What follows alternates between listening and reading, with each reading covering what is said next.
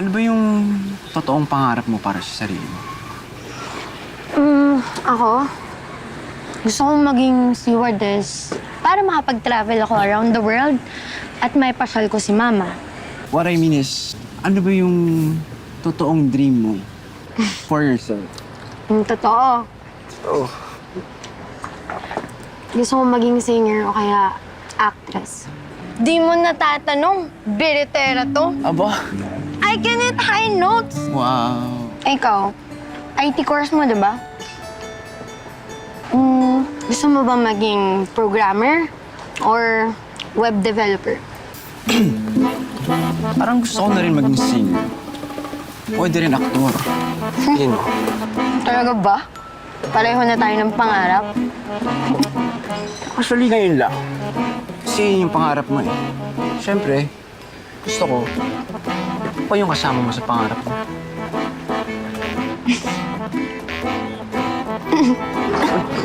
Ano nangyari sa'yo? Kuya, akin na muna to. Lista mo na lang ah. Oh, mag-juice ka muna. Oh. Okay lang? Tahan-tahan kasi pagkain. Ano ba yan? Akala ko mamamatay na ako. Thanks for saving me, babe. No worries. You're safe now, babe. Here's some juice. Yes! What a lovely day, Kapitana! Ano, gugupitan ba kita ulit ngayon? Hindi, trim-trim lang at saka konting blower kasi may meeting with the mayor later. Yes! Huwag ka mag-alala. Bobonggahan natin. Gagawin nating super-duper ganda ng hair and makeup mo! Yes!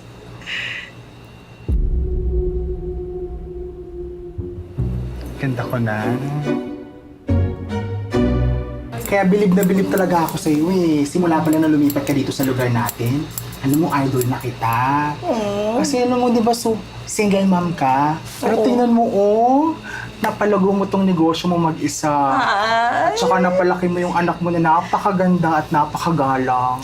Thank you for the kind words, ha? Baka naman gusto mo pa akong puri-purihin pa, more and more. Sige lang, go, go, go! Wait. Buti buti approve ka dun sa relationship ni Justin tsaka nung anak mo. O di ba, frenemy mo yung si Nikki, yung may-ari ng Super Back Salon? Ah, naku, fake news yan. Huwag kang maniwala, Kapitana. Dahil walang boyfriend yung anak ko. Ano ka ba? Hindi ako nagkakalat ng fake news, no? Ilang beses ko na sila nakita nagde-date dun sa isawan sa kanto, no?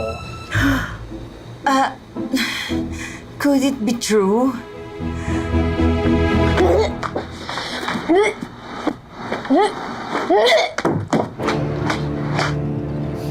Nikki, katakutan!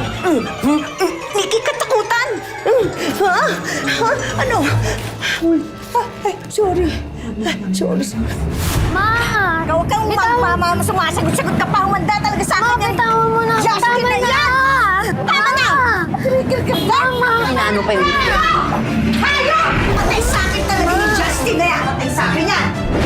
Excuse me? You are barking at the wrong salon. Go back to your salon! May sasabi mo! Alam mo ba yung ginawa ng walang kwenta mong kapatid sa anak ko?